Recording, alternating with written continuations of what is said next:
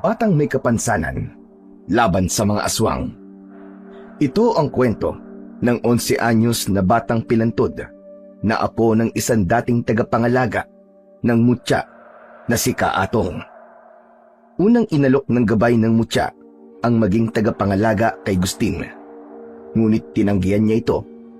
Ang dahilan, ayaw niyang pabayaan ng anak niyang pilantod na si Gerson, lalo't biyudo na rin siya. Isa pa'y ayaw niyang danasin ang brutal na sinapit ng kanyang amang, si Mang Atong, sa kamay ng mababangis na mga aswang. Dakong huli si Gerson ang nakakuha ng bagong mutya sa gitna ng kakawiyang pinamumugaran ng mga elemento at mga bantay na aswang.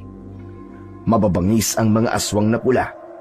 Paano kaya lalabanan ang mga ito ng isang bata lang at pilantod pa?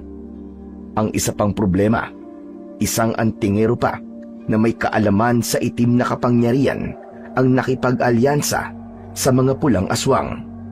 Balak din itong agawin ang mutya ni Gerson.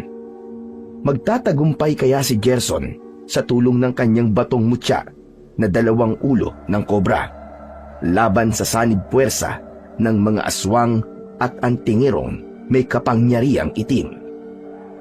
Ngunit bago ang lahat, mga idol, huwag po nating kalimutan mag-subscribe at i-hit ang notification bell sa aking YouTube channel na The Voice Addict at Apong Isaak para sa mas marami pang makapigil hiningang kwentong aswang at katatakutan mula sa mundo ng kababalaghan. Umpisahan na po natin ang kwento. Ayoko nga. Pambihira, iba na lang ang kulitin mo. Ayokong danasin mo ang brutal na sinapit ng aking ama. Tigilan mo na ako. Wala ka mapapala sa akin. Isang mataginting na tinig ang kausap ng 40 anyos na si Gustin. Nasa gitna siya ng kakawiyang madalas nilang puntahan ng 11 anyos na nag-iisang anak na si Gerson. Pag-uuling ang ipinupunta nila roon, ngunit hindi literal na kakahuyan. Nasa mundo siya ng panaginip. Muling nagsalita ang mahiwagang tinig. Nagbabanta na naman daw na sumalakay ang mga aswang sa kanilang baryo. Isang mutya raw ang nakatakdang mabuo para kontrahin at talunin ang mga ito. Nagsusungit ang kalangitan ng gabing yun. Sunod-sunod ang pagdagundong ng mga kulog at pagguhit ng matatalim na kidlat. Tumatama ang mga ito sa kakahuyang tulad ng nasa panaginip ni Gustin. Wala akong pakialam sa mutya-mutyang yan. Humanap ka ng iba na kakagat sa alok mo. Aba, pilantod ang anak ko at wala na akong asawa. Mahirap lang ang buhay namin. Paano kung magagampanan ang pagkaama at ina sa anak ko kung ang magiging tagapangalaga ng mutyaya ko? Ang bihirang buhay ito. Kaya pwede ba? Lubayan mo na lang ako. Habang nagsasalita si Gustin, wala siyang kamalay-malay na ihahampas pala niya ang kanyang braso sa tangkang itaboy ang mataginting na tinig. Hindi sinasadyang natamaan niya ang katabing anak na nahihimbing sa pagtulog. Nakahiga sila sa katring kawayan sa kanilang silid tulugan. Dahil dito'y naalimpungatan si Gerson. Aray! Aray ko! Tay, ano ba yun? Takang napabangon si Gerson at hinarap ang amang binabangungot. Hala! Tay! Tay, gising! Aray ko po, tay! Natamaan na naman ako! Tay, ano ba? Nalalaginip po kayo! Niyugyug ni Gerson ng ama habang umiiwas sa hampas nito. Para mas mapabilis ang paggising ni Gustin, ay naisipan niyang mahinang suntukin ng ama sa muka. Bunga nito'y nagising nga ang diwa ni Gustin. Parang iniahon sa matagal na pagkakalublob sa tubig ang naging reaksyon nito. Buwisit na tinig yun. Napakakulit. Tinig? Ano po ba yung napapanaginipan niyo, tay? Lagi na lang po kayong nananaginip ah. Blankong napatitig si Gustin sa anak. Parang naiwan ang isip niya sa kanyang panaginip.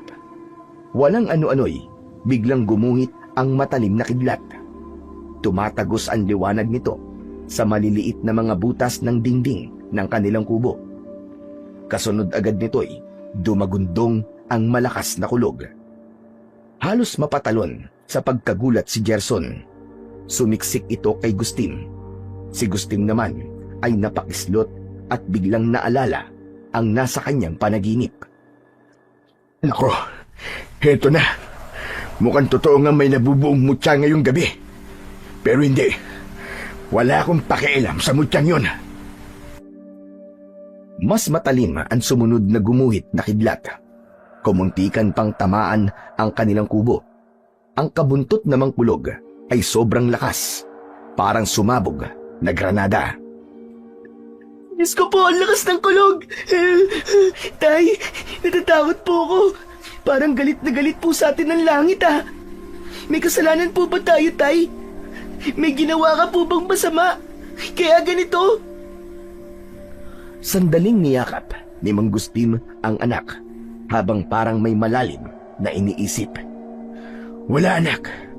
Wala tayong ginagawang masama. Maayos tayong namumuhay. Huwag kung ano-anong iniisip mo. Tama na yan. Sigurado po ba kayo, Tay? Ngayon lang po kasi nagkaganito eh. Sobrang lakas po talaga ng kulog. Natatakot na po ako, Tay. Huwag kang matakot, anak. Sandali lang. Diyan ka muna. Magtalukbong ka ng kumot. Kukuha lang ako ng suka at bigas. Pangontra natin sa kidlat. Bilisan niyo po, Tay ah. Balikan niyo po ako agad dito. Natatakot po talaga ako eh. Baka kunin po ako ng kidlat. Dalhin po ako sa ulap. Natigilan si Gustin. May posibilidad na baka nga biglang may kumuha sa kanyang anak kapag iniwan niya ito. Hindi siya pwedeng magpakampante. At teka, sumama ka na lang pala sa akin sa kusina, anak. Tuloy, ilalabas ko na rin ang mga pangontra ng lolo atong mo. Paika-ikang nilapitan ni Gerson si Gustin. Halos mapalundag siya nang gumuhit na naman ang matalim na kidlat na sinundan kagad ng madagundong na kulog. Yan! Tay! May ganting halimaw po yata sa labas! Ano pong gagawin natin? Lumuhod si Gustin para mapantayan ang taas ng anak. Huwag ka na lang maingay, anak. Walang hali-halimaw sa isang batang matapang at malakas ang loob na katulad mo. Tignan mo ko. O, diba? Parang wala lang sa akin. Kumulog man o kumidlat ng malakas. Bakit? Tignan mo. Dahil alam ko ang gagawin ko. Suka at bigas lang ang pangontra sa mga yan. Tumangu-tango naman si Gerson kahit halatang hindi kumbinsido. Todo kapit siya sa kanyang ama. Ganun po ba yun, Tay? Kaso po, may kapansanan po ako eh. Kahit lakasan ko po ang loob ko at magpakatapang, may laban pa rin po ba ako? Oo naman, anak. At wag na wag mong mamaliitin ang sarili mo. Isipin mo na kahit ikaw ay pilantod, marami ka pa rin magagawa laban sa kahit na anong masasamang elemento sa iyong paligid. Iwasan mong mag-isip ng mga negatibo. Ang dapat, anak, positibo lang lagi ang iniisip mo. Kasi kung puro positibo lang ang iniisip mo, nakakahatak yun ng swerte. Pero kung puro negatibo naman ang ipinapasok mo dyan sa isip mo, kamalasan ang hahatakin mo, anak. Andaan mo ang lahat ng mga sinasabi kong ito, anak. Muling tumangu-tango si Gerson. Nakuha naman niya ang mga sinabi ni Gustin sa kanya. Unti-unting nawala ang pagkatakot niya sa mga kulog at kidlat. Opo, Tay. Tatandaan ko po ang lahat ng sinabi niyo sa akin. Mula ngayon po, hindi na po ako matatakot sa mga kulog at kidlat. Iisipin ko po palagi na parang wala po akong kapansanan. Matapos ang usapan nilang yon, ipinagpatuloy na ni Gustin ang pagkuha ng suka at isang dakot ng bigas. Nagsalin siya ng konting suka sa isang mangkok. Isinawsaw niya ang kanyang dalawang daliri. Pinahiran niya ang sariling noo na hugis krus. Nilagyan din niya ang kanyang batok. Ganon din ang ginawa niya kay Gerson. Ang bigas naman ay isinaboy niya sa bawat sulok ng kubo. Biglang humupa ang pagguhit ng pagdagundong ng mga kidlat at kulog. Ang pumalit naman ay malalakas na pagbuhos ng ulan. Namangha si Gerson sa naging resulta. Hala, Tay, paano po pala naging pangontra ng kulog at kidlat ang suka at bigas? Hindi ko rin eksaktong alam, anak eh. Turo yun ng mga matatanda rito sa atin. Siguro nakakapagpababa ng temperatura natin at ng paligid ang suka. Kaya tumitigil ang pagkidlat. Yung bigas naman, siguro dahil na itataboy nito ang negatibong mga enerhiya sa ating paligid. Ganun siguro yun, anak. Ganun po pala. Bumalik na ulit sa kanilang silid-tulugan ang mag-ama. Pero si Gustin ay hindi kagad nakabalik sa pagtulog. Patuloy kasi niyang pinag-iisipan ang kanyang panaginip. Paulit-ulit na lang yun. Mukhang hindi siya titigilan ng mahiwagang tinig hanggang sa tanggapin niya ang alok nito. Malamang natapos ng mabuo ng gabing yun ang mutya. Natitiyak niyang matatagpuan na naman yun sa pusod ng kakahuyan, kung saan din namumungad ang iba't ibang mga elemento at sabi-sabing may ilan din daw aswang na nagtatago at nagbabantay roon. Sinabihan din siya dati ng kanyang tatay Atong na palaging mag-iingat kapag napapadpad malapit sa pusod ng kakahuyan. Kaya raw may ilang mga aswang doon ay binabantayan nila't sinisigurong walang ibang makakakuha ng mga nabubuong mutya para wala daw silang kakontra. Sobrang tuso rin daw ng mga aswang na nagbabantay roon. Kinabukasan, maagang nagising ang mag-ama at naghanda para sa pagpasok sa kakahuyan para makarami ng mauuling. Sigurado silang maraming mga sanga ng puno ang tinamaan ng mga kidlat kagabi. Lahat yon ay pwedeng ulingin. Hindi na sila mahihirapang akyatin pa ang mga puno para palakulin. Kailangan sila ang mauna sa mga yon. Bilisan mo na, anak. Bilisan mo na mag-agahan at lalakad na tayo. Naihanda ko ng lahat ng mga gamit natin. Yung bagong gawa kong saklay mo, ang gamitin mo, ha? Matibay yun. Gawa sa kahoy ng nara. Inukitan ko rin yun ng ulo ng kobra. Di ba sabi mo sa akin yun ang hayop na gusto mo maging ikaw kung magiging hayop ka? Wow, talaga po, Tay. Nako, sige po. Bibilisan ko na pong kumain para magamit ko na po yun. Sigurado pong masarap po ilakad yun. Buhay na buhay ang dugo ni Gerson sa tuwa. Labis naman yung ikinasaya ni Mang Gustin. Bilang isang ama, malaking bagay sa kanya na napapasaya ang nag-iisang anak na may kapansanan. Katunayan ay isa si Gerson sa mga dahilan kung bakit ayaw niyang tanggapin ang bagong mutya. Palihim na ngumiti si Gustin at bahagyang napailing. Makaraan ng ilang sandali ay lumakad na sila. Habang sa daan ay nakasalubong nila ang mag-amaring mag-uuling. Ang 42 anyos na si Lando at ang 10 anyos nitong anak na lalaki na si Empoy. Matalik na magkumpare sina Gustin at Lando. Ganon din sina Gerson at Empoy. Ay matalik din na magkaibigan. Uy, paring Gustin! Ang aga nyo rin Aba, mag-uunahan pa yata tayo sa mga sanga ng punong pinulak ng mga kidlat kagabi. Abay, pagkakatalim ng mga kidlatan Kung gumuhit ay parang wala ng bukas. Pati mga kulog. Nako, parang nangungusap. Mukhang may kakaibang nangyari kagabi. Oo nga, pare. Malamang, may nabuo na namang mutya sa kakahuyan. Kaya mag-iingat tayo mamaya, pare.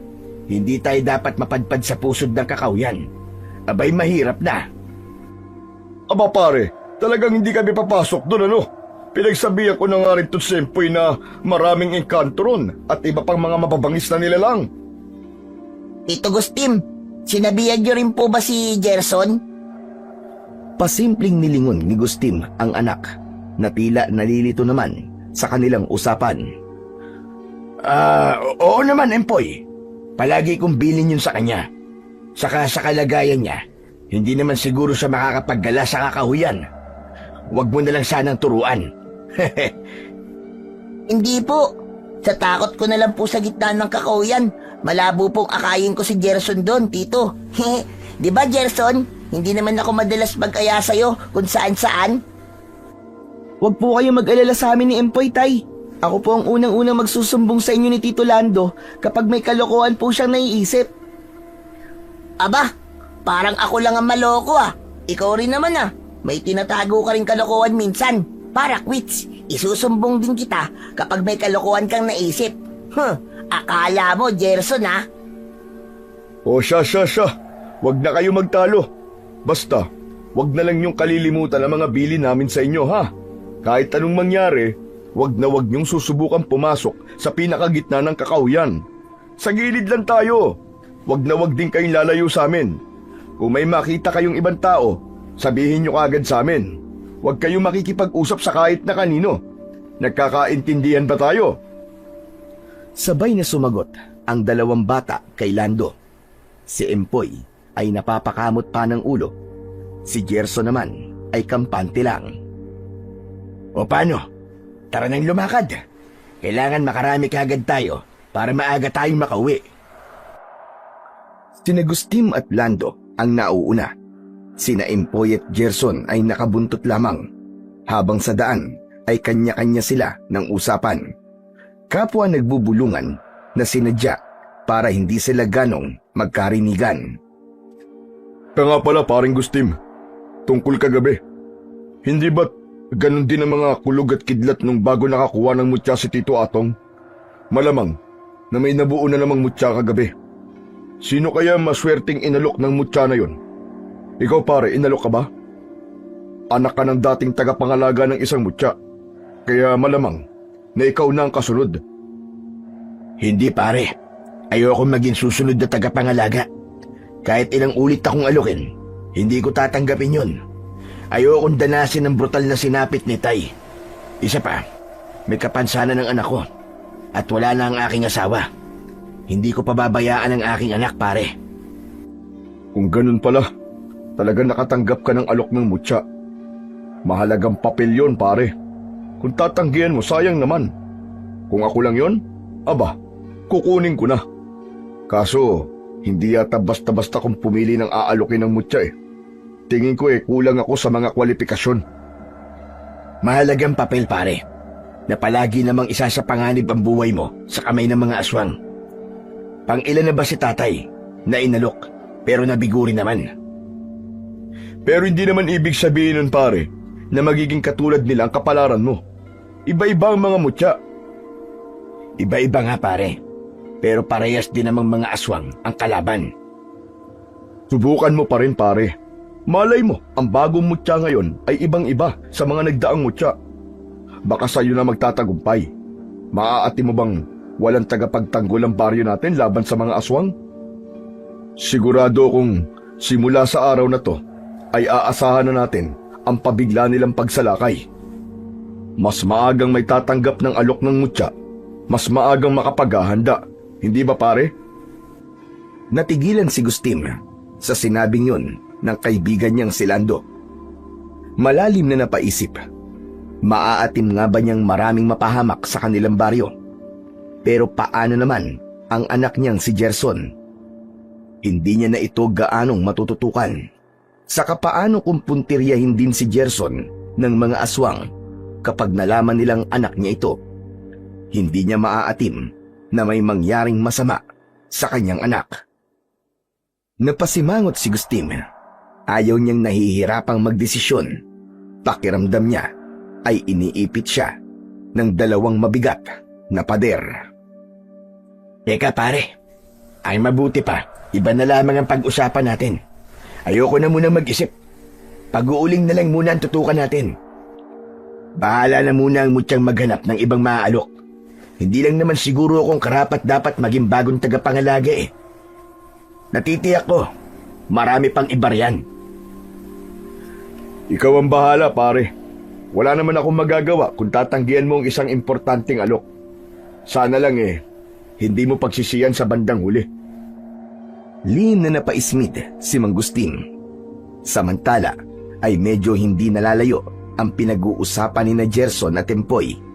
Mahina silang nagbubulungan habang pasulyap-sulyap sa mga tatay nila sa kanilang unahan. Empoy, narinig ko nga pala kanina, kina Tatay at Tito Lando. May nabuo raw na mutya sa kakauyan. Totoo kaya yun? Ay oo, Gerson, totoo yun. Makikita yon sa kalagitnaan ng pupuntahan nating kakauyan. Teka, bakit mo nga pala natanong? Gusto mo bang makuha yon? Nako Gerson, sinasabi ko sa'yo, delikadong pumasok sa kalagitnaan ng kakauyan. Maraming engkanto ron at may nagbabantay na mga aswang.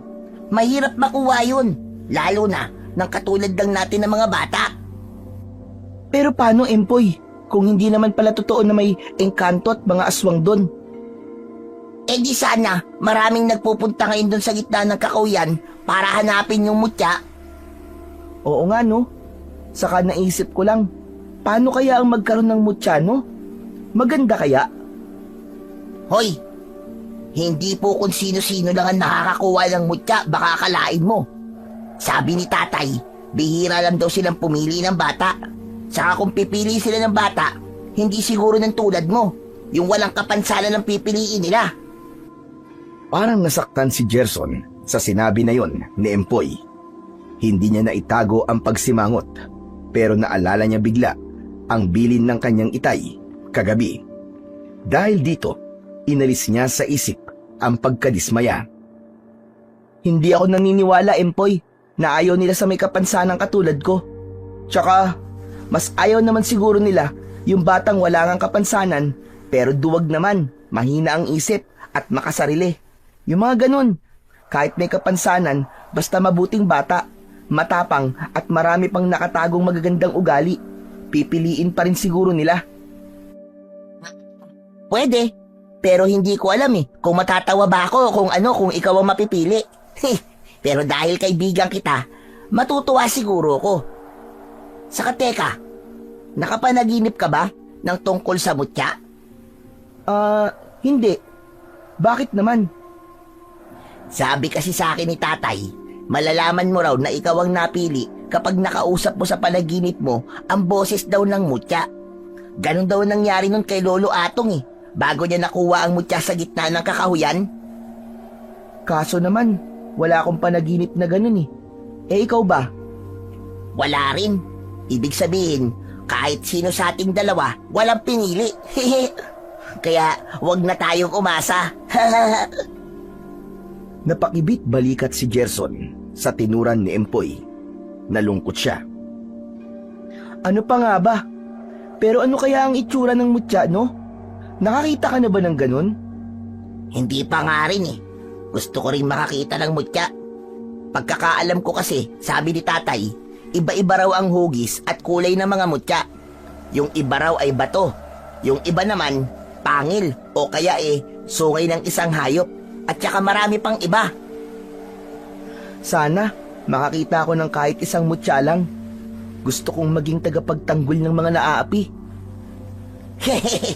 Kaya mo ba lumaban sa mga aswang? Baka kapag nakakita ka, hindi mo na masasabi yan. Nakakatakot kaya ang mga aswang. Bakit naman ako matatakot kung may hawak nga akong mutya? Diba? May kapangyarihan nga ang mga may mutya. Ay, oo nga pala, nakalimutan ko.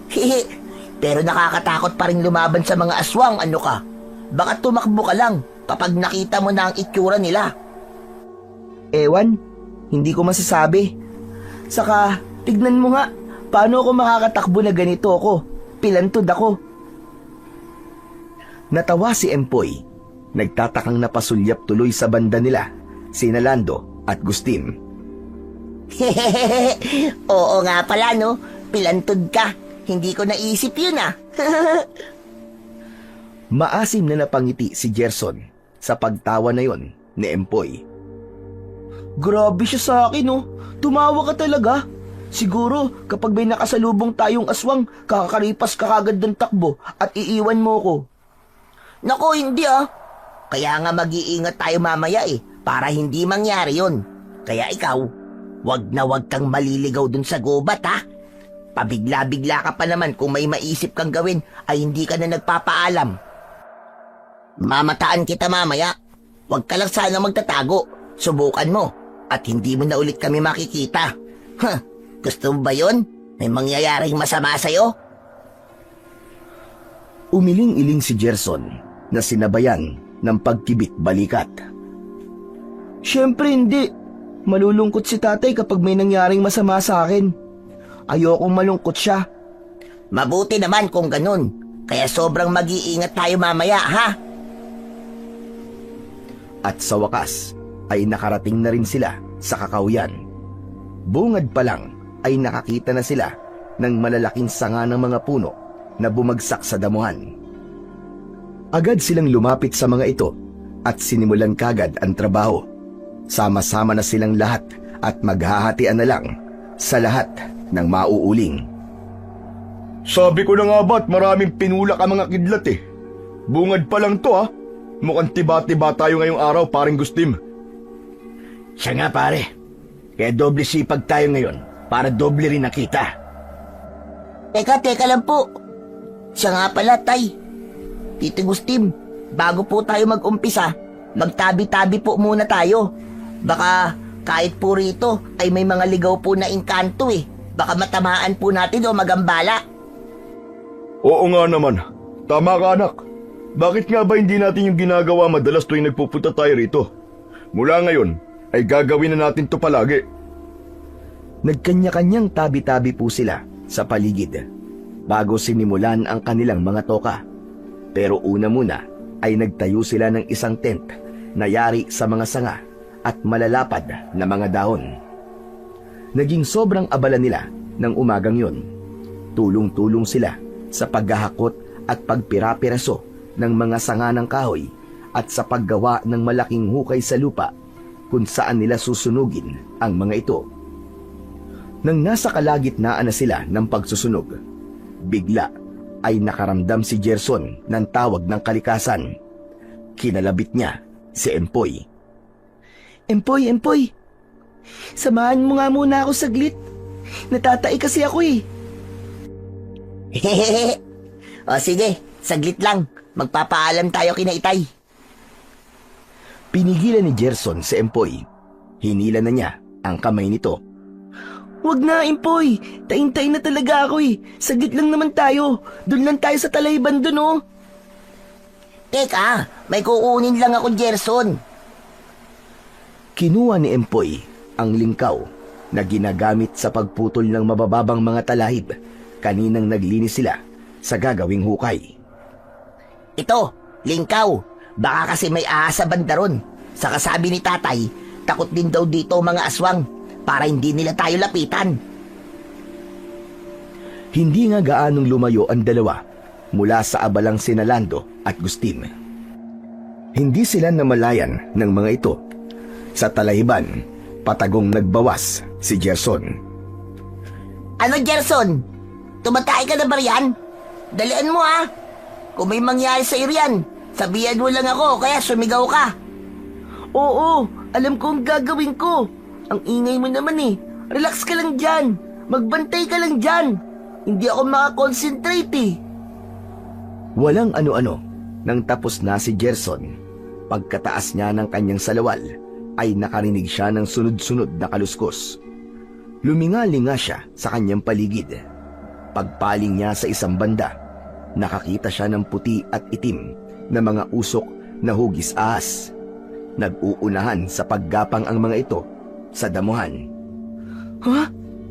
Teka, anong klaseng usok to? Mga usok na ahas? Bakit sila nag-uunahan? Parang may sariling buhay na huminto ang dalawang usok nang mapansin ang presensya ni Gerson. Parang mga kobra. Biglang umangat ang mga ito. Humarap kay Gerson. Pagkaraan ay lumingalinga sa paligid. Bago muling lumapag sa damuhan, ay may parang iminuestra pa ang mga ito kay Gerson. Inuutusan siyang sumunod. Muling nag-uunahang gumapang ang mga ito sa damuhan at may tinahak na ruta. Nawala sa sarili si Gerson dahil sa kuryosidad na naglaro sa kanyang isip. Gusto niyang malaman kung ano ang meron sa mga usok na yon. Saan siya kaya gustong akayin? Kinakabahan siya, ngunit hindi niya maintindihan kung bakit naaaliw naman siya sa nakikita. Naalala niya ang maigpit na mga bilin sa kanya ng kanyang tatay. Pero para namang may puwersang humihila at nagpapasunod sa kanya. Naglalaban ang kanyang puso at isip at ang kanyang mga paang kusang humahakbang. Kinilabutan si Gerson nang dalhin siya ng mga usok sa isang matandang puno ng balete. Sabi ng kanyang tatay ay may mga puno raw ng balete ang nakapalibot sa pinakapusod ng kakahuyan. Kapag nakita mo raw ang mga ito, ay magmadali ka ng lumayo. Kapag naamoy ng mga engkanto at mga bantay aswang ang presensya mo, ay delikado na. Hindi ka na makakatakas pa mula sa mga ito sa oras na habulin ka. Naku po! Paano na to? Kailangan ko nang lumayo agad. Hindi pwedeng mahuli ako ng mga engkanto o aswang. Lagot ako nito. Noon lang naalala ni Gerson si Empoy. Tatawagin sana niya ito, pero huli na. Kapag gumawa siya ng ingay, ay lalo siyang matutuntun ng mga engkanto o aswang mula sa pinakaloob ng kakahuyan. At wala ngang ano-ano, ay biglang nakarinig si Gerson ng kakaibang mga kaluskos na papunta sa kanyang direksyon.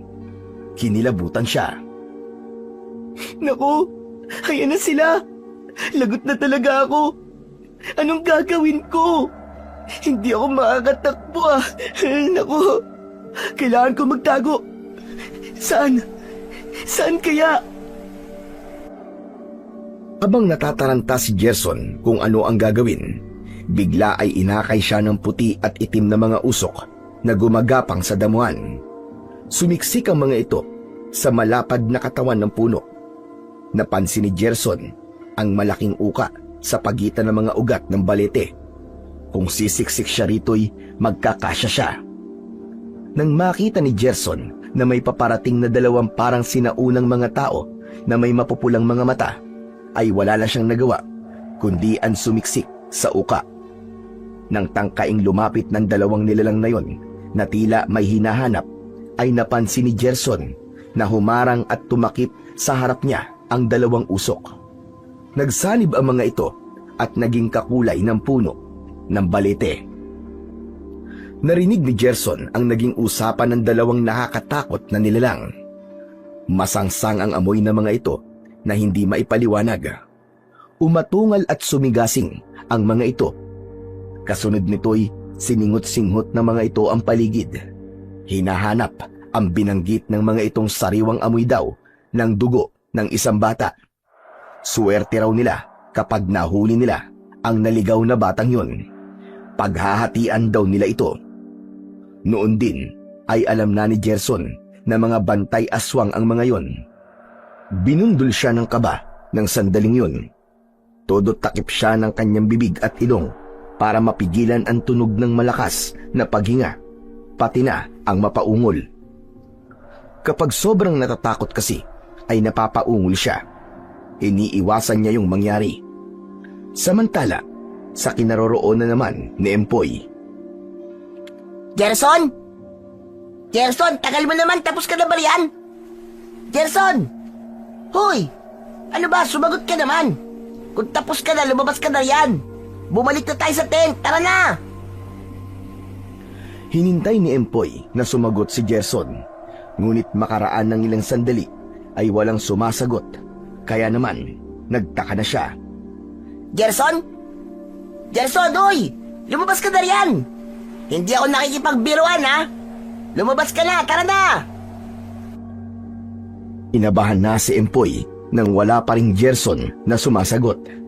Kaya naman ay hinawi niya ang mga talahib.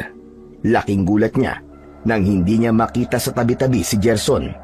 Ang tanging niyang nakita ay ang umaalingaso nitong tae na tinakpan ng tuyong mga dahon. Visit naman yan, oh. Saan nagpunta yun? Teka. Hala, naku po. Baka mamaya may tumangay na sa kanya na engkanto o kaya aswang. Naku, kailangan kong sabihan kagad sila tatay. Dali-daling tumakbo si Empoy, pabalik sa kinaroroonan ng kanyang tatay at ni Tito Gustim. Tay! Tay! Tito Gustim!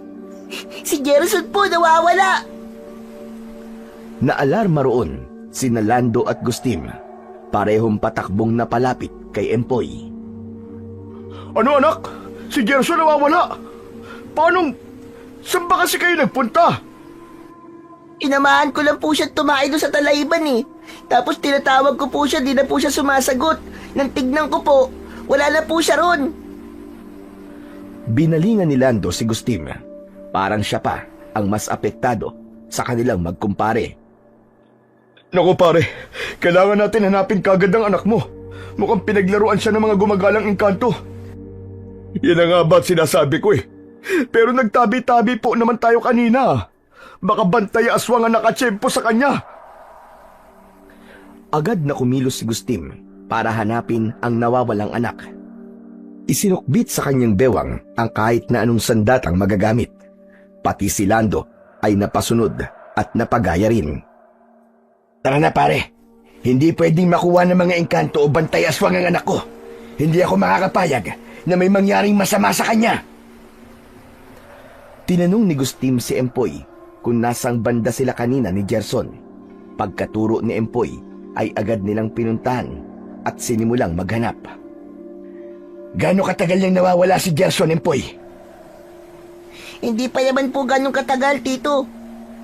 Tanong po ko ng tanong sa kanya kanina kung tapos na po siya tumae. Pero wala po sumasagot sa akin. Kaya inalap ko na po siya, pinuntahan ko siya. Saglit na nag-isip si Gustim. Sinuyod ng tingin ang buong paligid. Kapag kwan ay sa damuhan naman siya tumutok. Mataan niyo ang damuhan. Hanapin niyo ang bakas ng kanyang mga yapak. Tignan niyo kung may mga bakas din ang kanyang saklay. Walang ano-ano ay napasigaw si Lando. Dito! Dito sa banda rito pare! May mga bakas dito pati ng saklay ni Gerson. Mukhang dito ang direksyon tinaak ng anak mo. Mabilis na lumapit si Gustim sa banda ni Lando. Tinignan niyang maigi ang mga bakas. Tama ka pare. Kay Gerson nga mga ito. Tara, sundan natin. Maging alerto kayo sa paligid. Sigurado nagambala na rin ang mga engkanto at iba pang bantay aswang na nagtatago rito. Teka! Natigilan saglit si Gustim nang may maalala. May kung ano siyang hinanap sa kanyang naidalang mga sandata. Nakalimutan ko palang idala ang mga pangontra ni Itay. Bakit nawala sa isip ko kanina? Ikaw rin pala pare. Ako man, naiwan ko yung pangontrang ibinigay sa akin ng kakilala kong antingero sa kabilang baryo. Pero di bale, magpaka-alerto na lang tayo. May mga sandata naman tayo eh. Maya-maya pa, binalingan ni Lando si Empoy. Empoy anak, dito ka sa pagitan namin ng Tito Gustim mo ah. Huwag na huwag kang hiwalay sa amin. Kami na ang bahalang makipaglaban. Opo, Tay. Basta galingan niyo po, Tay, ah. Talunin niyo po sila. Pabalik sa kinaroroonan ni Gerson. Wala na ang dalawang bantay aswang malapit sa punong balete na kanyang pinagtataguan. Pero nagdatingan naman ang ilang mga engkantong noon lang siya nakakita. May mga diwending itim at pula, taong sigbin, malaking taong uwak, tikbalang at itim na mga aninong butas-butas ang muka at katawan. Ngunit ang pinaka nagpatakot kay Gerson ay yung malaking santel mong mata. Bigla kasi itong tumitig sa kinaroroonan niya na para bang nakikita siya. Nang lumapit pa ito'y napatakip ng muka si Gerson at napausal ng tahimik na dasal. Bago natapos ang panalangin ni Gerson ay narinig niyang nagtakbuhan ang mga nilalang sa paligid. Ang sumunod ay ang paparating ng mga kaluskos na parang naaapakang malulutong na mga tuyong dahon. Pagdilat ni Gerson ng kanyang mga mata, ay wala na ang santelmong mata at ang iba pang mga nilalang. Ang nakita naman niya ay isang nakatalikod na matandang lalaki, nakatungkod at mukhang isang ermitanyo. Sa bewang nito ay may kumakalinsing at iba't ibang maliliit na nakasabit na mga botelyang may lamang iba't ibang kulay ng mga langis. May sinasambit sa sarili ang matandang yun. Ay, nako! Nasa kaya bagong mutya? Kailangan kong mahanap yon sa lalong madaling panahon. Ako naman dapat ang makauna. Kahit tagal ko nang naghahanap ng mutya, pero kahit kailan ay hindi ako napagkakalooban. Mahusay naman akong antingero. Bakit hindi ako mapili-pili? Maya-maya pa, nakiramdam ang matanda sa paligid. Napansin nitong medyo nagliliwanag ang isa sa mga botelyang nakasabit sa bewang nito. Aha! Mukha nandito lang sa banda rito ang mutya. Dito yata sa puno ng baleteng ito. Teka, mahanap nga. Sa wakas, ay magkakaroon na rin ako ng mutya. Nangingislap ang mga matang naghahanap ang matanda sa palibot ng punong balete. Ngunit nang kakapainsanan nito, ang bandang kinaroroonan ni Gerson ay bigla naman itong natigilan. Nakiramdam na naman sa paligid. Napatuwid ito ng tayo nang makarinig ng mga kaluskos na paparating. Teka, mukhang may mga taong paparating. Malamang na naghahanap din ng mutya. Aha! Nararamdaman kong isa sa kanila ang pinili ng mutya. Pero parang nawawala sa kanya ang pagkakapinili. Bumababa ang enerhiyang nasa kanya. Bakit kaya? Pues, magandang pagkakataon ito para maagaw ang mutya. Sandali, magtatago muna ako at magmamasid. Sina Agustin at Lando at Empoy ang mga dumating. Nagulat pa sila nang makita nila ang puno ng balete. Nako, ito na paring Agustin. May puno ng balete dito. Papasok na tayo sa puso ditong kakauyan. Baluarte na ng mga engkanto at mga bantay na aswang. Delikado tayo rito. Basta alerto lang tayo, pare. Huwag na huwag kayong magpapakita ng takot. Kailangan makita ko kung nasan ang anak ko. Kahit pasukin ko pa yan, gagawin ko. Mabawi ko lamang si Gerson. Gustong-gusto na sanang lumabas ni Gerson mula sa pinagtataguan at takbuhin ng tatlo. Ngunit pinigilan muna niya ang kanyang sarili dahil alam niya kung saan nagtatago ang matandang parang ermitanyo. Umayo siya sa kanyang pagkakasiksik sa uka ng puno. Kapag kuway may nakapa siyang isang bagay na hindi niya maintindihan kung mainit-init ba o malamig-lamig. Dinampot niya ito at iniangat para makita. Nanlaki ang kanyang mga mata nang mapagtantong isa itong hugis itlog na makintab na bato, kalahating kulay puti at kalahating kulay itim. Teka, anong klaseng bato to? Ang ganda! Walang ano-ano'y parang may bumulong sa tenga ni Gerson. Isang mahiwagang tinig. Sinagot nito ang kanyang tanong. Ang bato raw ay isang mutya at siya raw ang pinipili nitong bagong tagapangalaga. Ano? Mutya? Aha!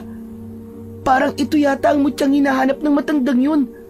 Pero teka, tama po ba ang narinig ko? Ako po ang napiling bagong tagapangalaga ng mutya. Bumulong ulit ang tinig.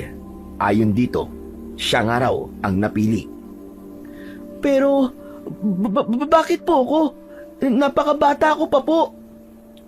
Sumagot muli ang mahiwagang tinig. Anito, nakita raw kasi sa kanya ang kadalisayan ng puso. May dugo rin daw siyang isang dating tagapangalaga. Ang totoo raw ay ang kanyang ama ang unang pinili.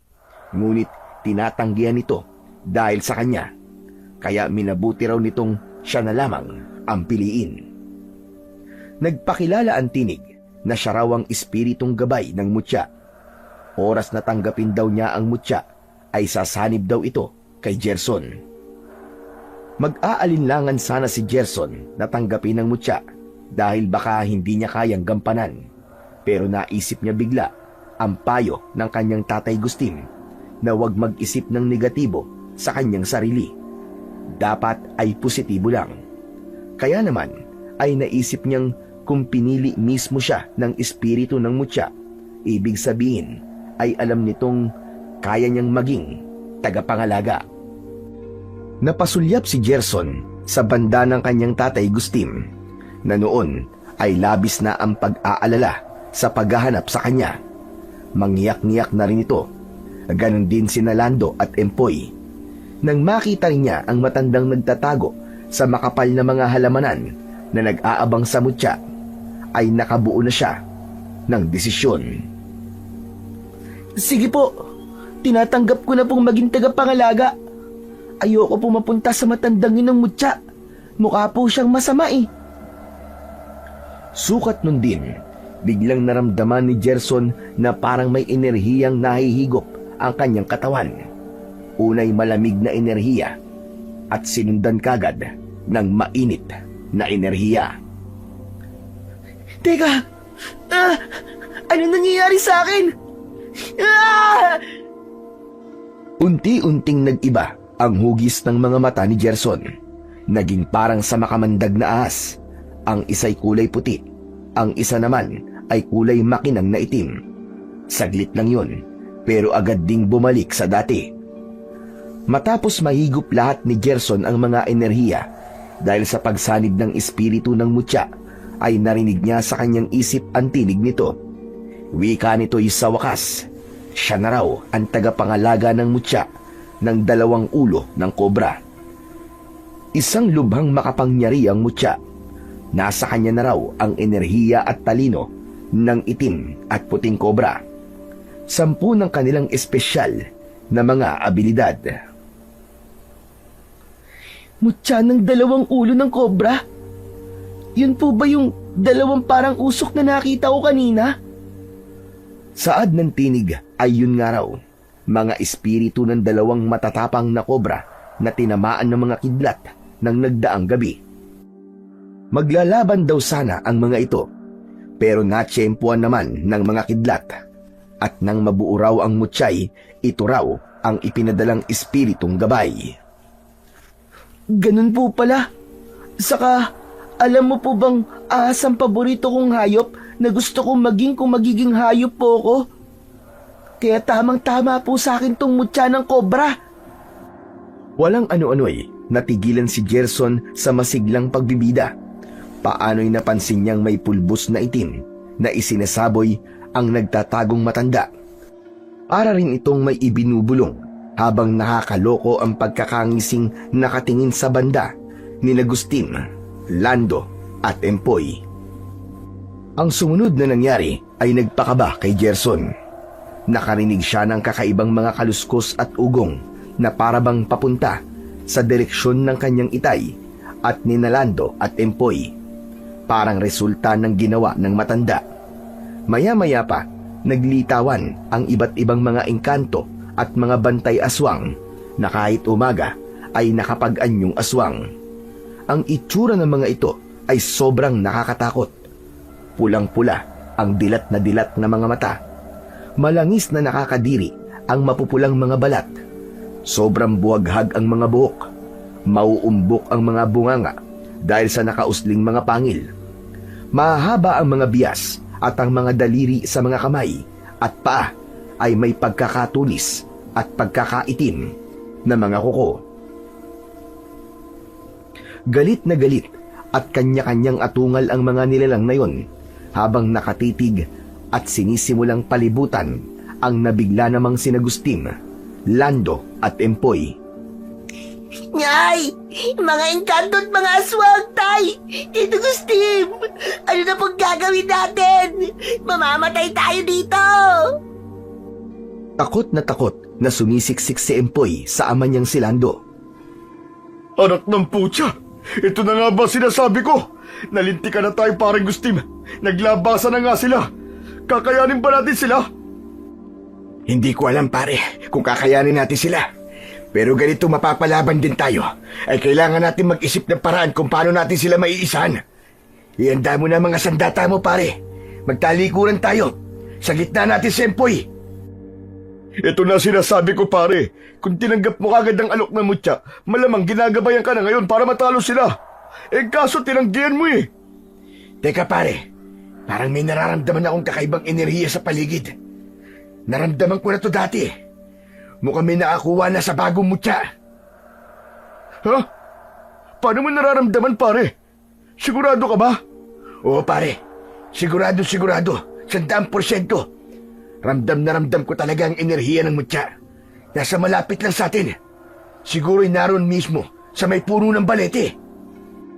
Si Empoy naman, base sa kanyang mga naririnig, ay nanlaki ang mga mata nang may mapagtanto. May gusto sana siyang sabihin sa dalawa, pero minabuti na lamang muna niya na manahimik. Maya-maya, humanda nang umatake ang mga engkanto at mga bantay aswang.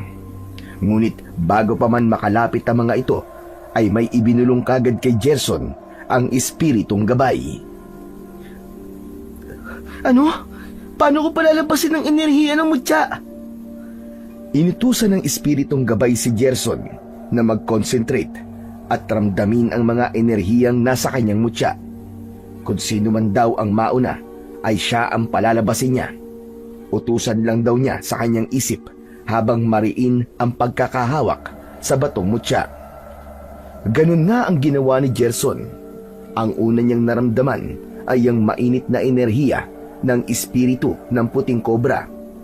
Walang ano-ano'y isang puting usok na hugis ahas ang mabilis na gumapang palabas ng kanang paa ni Gerson. Sinundan nito ang itim na pulbos na isinaboy kanina ng matandang ermitanyo. Tinipon nito yon, pagkatapos ay isinaboy pabalik sa matanda. Nagulat pa ang matanda nang maramdaman ito ang nangyari. Teka! Parang may nagsaboy sa akin pabalik ng pulbos na itim. Imposible ito!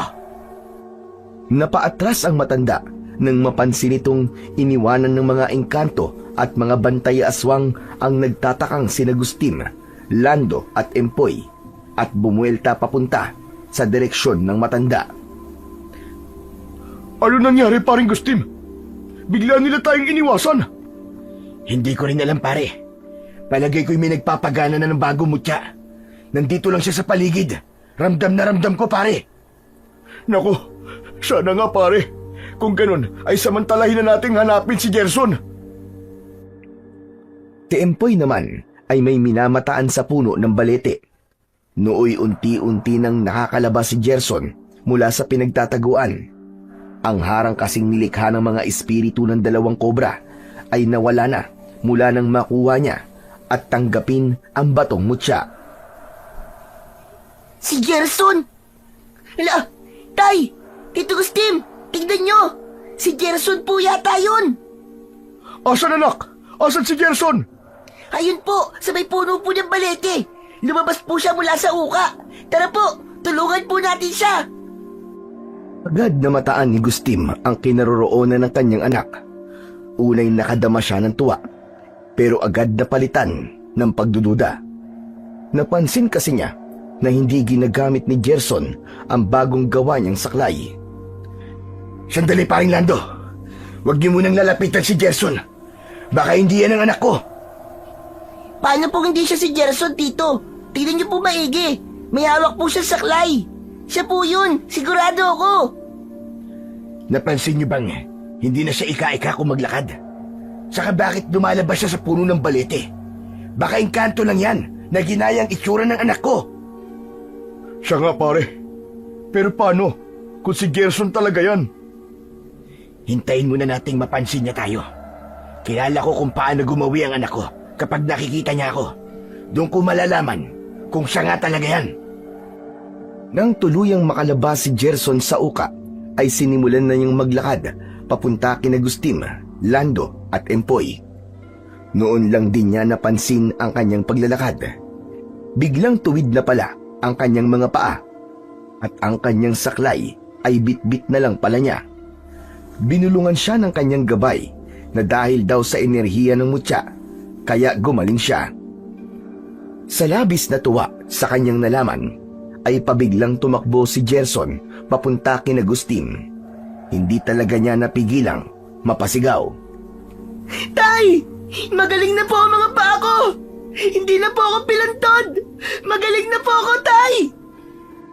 Yayakap sana si Gerson kay Agustin, ngunit umiwas muna ang huli.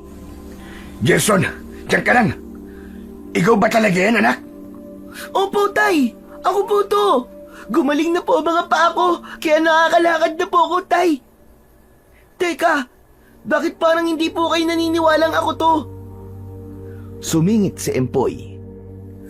Kasi, bakit sa puno ng balete ka lumabas? Ano ka, engkanto? Napalingon si Gerson sa pinanggalingan niya. Ah, iyon ba? Naku, tara na po munang lumayo rito. Saka na po ako magpapaliwanag. At saka, may papakita ako sa inyo. Ngunit hindi muna pumayag si Agustin na umalis sila hanggat hindi pa siya nakakasiguro kay Gerson. Hindi tayo aalis dito hanggat hindi ko napapatunayang ikaw talaga ang anak ko. Saglit na nag-isip si Gerson. Itay, ako po talaga to, ang anak nyo, si Gerson. Lagi niyo po akong sinasabihang huwag maliitin ang sarili ko kahit may kapansanan ako. At dapat mga positibo lang po ang palagi kong iniisip. Ako po ang anak nyo. At kung magiging hayop po ako, ay gusto ko po maging ahas. Nakalimutan niyo na po ba yon? At sa wakas ay nakumbinsi rin si Agustin. Nilapitan niya't niyakap ang anak ng mahigpit. Ikaw nga ang anak ko. Gerson, anak. Salamat naman at walang nangyaring masama sa'yo. Akala namin nakuha ka na ng mga engkanto kaya ng bantay aswang eh. Matapos magsalita ni Agustin, ay nagpalinga-linga sila sa paligid nang makarinig sila ng mga kaluskos na paparating. Naku, kailangan na po nating umalis, Tay. Pabalik na po ang mga engkanto at aswang. Nagmamadali na nga silang umalis, palayo sa puno ng balete. Habang sa daan ay sumusunod sa kanila ang puting usok na pinalabas kanina ni Gerson. Gumapang ito sa mga tuyong dahon at mga damo. Nanlaki ang mga mata ni Empoy nang mapansin yun. Ituturo sana nito yun sa kanyang itay, ngunit hindi na naituloy nang mapansing nakamata sa kanya si Gerson. Sinenyasan siya nitong huwag maingay, na parang sinasabing sekreto lang muna nila yun. Samantala, ang matandang parang ermitanyo na binueltahan ng mga engkanto at bantay aswang ay nagtatago pa rin sa mga halaman. Natakasan nito ang mga nilalang na yun pagkat nakapagsaboy kagad ng pangontrang langis. Palihim na minamataan nito ang papalayong grupo ni na Gerson. Mapakla itong nakangisi habang may galit sa kanyang mga mata. Aha! Ang batang yung pala na may hawak na saklay ang nakakuha ng bagong mutya. Kailangan kong maagaw yon sa kanya. Hindi dapat isang bata lang ang mangangalaga nun. Dinaig pa ang katulad kong antingero at makaranasan. Hindi ako makapapayag. Gagawin ko ang lahat para maagaw ang mutyang yon. Nang makabalik sina Gerson sa pwesto nila kanina, ang sinusunog nilang mga sanga ay halos tapos na. Pinagtulungang patayin ni Agustin at Lando ang apoy. Nang pumaitaas ang makapal na usok, ay dumiretso na sila sa kanilang tent para pag-usapan kung ano ang nangyari kay Gerson at kung ano ang ipapakita raw nito. Ganito po yun. Nakakita po ko ng dalawang kakaibang usok na hugis ahas matapos kong tumai kanina. Nag-uunahan po sila na gumagapang sa damuhan. Parang sinenyasan po akong sumunod sa kanila. Yun, nang sundan ko po sila, napadpad naman po ako sa puno ng palete. Doon na po ako naramdaman ng mga engkanto at mga aswang na nandun po ako. Tapos po, ay may kababalagang nangyari sa akin. Itinago po ako ng mga usok sa pagitan ng uka sa may ugat ng puno ng balete, kaya hindi po ako nakita nang naglabas ang mga engkanto at aswang. Tapos ay may isang bagay pa po ako nakapa. Sandali, Nandito po yun eh. Ipapakita ko po sa inyo. Kinapa ni Gerson sa kanyang bulsa ang batong mutya. Nang ilalabas niya na ito'y natigilan sila nang may marinig silang kakaibang ugong sa paligid. Pinagsama-sama tong maraming mga kaluskos, mataginting na mga tinig at galit na mga ungol at parang atungal at singasing ng mababangis na nilalang. Palapit ito ng palapit sa kanilang kinaroroonan, palakas ng palakas. Kasabay nito'y may ibinulong kay Gerson ang kanyang espiritong gabay. Naku, nalaman na po ng mga engkanto at mga aswang na may nakakuha na po ng mutya. Hindi na po tayo ligtas dito. Kailangan na po nating umalis. Pero, paano ang inuling natin, paring Gustim? Di na importante yun. Iwanan na lang muna natin, pare. Mas mahalagang maging ligtas muna tayo. Sigurado ako magwawala ang mga bantay aswang dahil may nakaisa sa kanila sa mutya. Malamang na ipapamalita rin nila sa kanilang mga kalahi yun. Kailangan din natin balaan ang mga kababaryo natin. Sige, tara nang tumakas, pare. Wala nga pala tayong mga pangontra. Saka may kakilala akong magaling na antingero sa kabilang baryo. Tatawagin ko tuloy siya para tulungan tayo. Sa takot nila sa mabilis na papalapit na ugong ay nagmadali silang tumakas. Ang sumusunod naman sa kanilang puting usok na hugis kobra ay sandaling may ginawa bago muling sinundan si Gerson. Lumikha ito ng simbolo sa damuhan na gawa sa puting usok na nagmumula rito. Pagkatapos ay humalo sa hangin. Dahil doon ay hindi nagawang abutan ng iba't ibang mga engkanto at bantay aswang sina Gerson. Tila napaso ang mga ito sa isang hindi nakikitang harang. Tay, ito po sana yung gusto kong ipakita sa inyo kanina sa kakahuyan. Batong mutya po ito ng 2 ulo ng kobra. Isa pong puti at isang itim. Sumanib po sa akin ang espiritong gabay nila. Pagka-uwi nila ng kanilang bahay, ay ipinakita kagad ni Gerson kay Gustim ang batong mutya na hugis itlog at tigkalahating kulay puti at itim. Nooy kababalik lang ng puting usok na espiritu ng puting kobra sa batong mutya, kung kaya nang tignan ito ni Gustim ay kumikinang ang puting bahagi nito. Namamangang inabot ni Gustim ang batong mutya mula kay Gerson. Nanginginig ang kanyang kamay. Pinagmasdan niya itong maigi at pinakiramdaman. Walang ano-ano'y bigla siyang napapikit ng mariin. Isang pangitain ang bigla niyang nakita. Tilang mag-ama ay pahirapang nakikipaglaban sa napakarami na napakababangis at napakatatapang na kulay pulang mga aswang. Nakakita rin siya ng isang figura ng taong kasama nila, ngunit walang ginagawa para tumulong. Nakangisi pa ng nakakaloko. Hanggang sa hindi na niya makayanan ang nakikitay, wala na sa loob na naihagis niya palayo ang batong mutya. Anak nang, delikadong mutyang yan, anak. Napakaraming mababangis na aswang ang makakalaban natin dahil dyan. Pupulutin sana ni Gerson ang tumilapong mutya, ngunit mariin siyang pinigilan ng ama niyang si Gustim. Wag mo nang pulutin yan, anak. Hindi mo dapat tinanggap na maging tagapangalaga ng mutyang yan. Mabilis na kumilos si Gustim. Inunahan niya si Gerson sa pagpulot ng batong mutya. Nagmamadali niya itong napakalakas na inihagis sa labas ng kanilang kubo. Napadpad ito sa talahiban sa pinakadulong likuran ng kanilang bahay. Pero tay, natanggap ko na po ang mutyang yun. Nasa loob ko na po ang espiritong gabay nila. Hindi, Gerson. Huwag nang matigas ang ulo. Mabuti nang lumabas ulit sa'yo ang gabay. Ngayong naitapon ko na ang mutya. Hindi mo nalalaman, anak, kung gaano kadelikadong magtaglay ng mutya. Lalo't napakabata mo pa. Hayaan mong iba na lamang ang makapulot nun. Paano po kung masamang tao po makapulot nun? Hindi mo na problema yun, anak. Problema na ng gabay yun. Pero tay, Huwag nang matigas ang ulo mo. Iniisip ko lang ang kapakanan mo. Kaya ayokong ikaw ang maging tagapangalaga ng mutya. Ako mismo ay inalok ng mutya. Pero tinanggihan ko. Alam mo kung bakit? Dahil ayokong danasin ang tulad ng dinanas ng lolo atong mo. Mas lalong ayokong danasin mo yon. Umahimik na lang si Gerson. matapos magsalita ng kanyang ama. Pero ang totoo'y yun ang utos sa kanya ng espiritong gabay. Samantala, sa bahay naman ng mag-amang Lando at Empoy, Sigurado ka ba sa nakita mo, anak? Opo, itay. Kitang-kita po ng dalawa kong mga mata ang puting usok na hugis kobra na sumusunod po kay Gerson. Pinenyasan po niya ako na wag akong maingay. Sigurado po kung siya po ang nakakuha ng mutya. Siguro nga. Kaya siguro gumaling ang kanyang mga paa. Kaya lang, ay napakabata pa niya para mapili ng isang mutya. Pagkakaalam ko si Tito Gustin mo ang inalok ng mutya.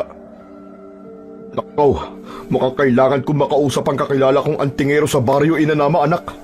Ngayon din ay kailangan ko siyang puntahan para mailapit natin si Gerson nang sa ganun ay matulungan siya kung paano maging tagapangalaga ng mutya.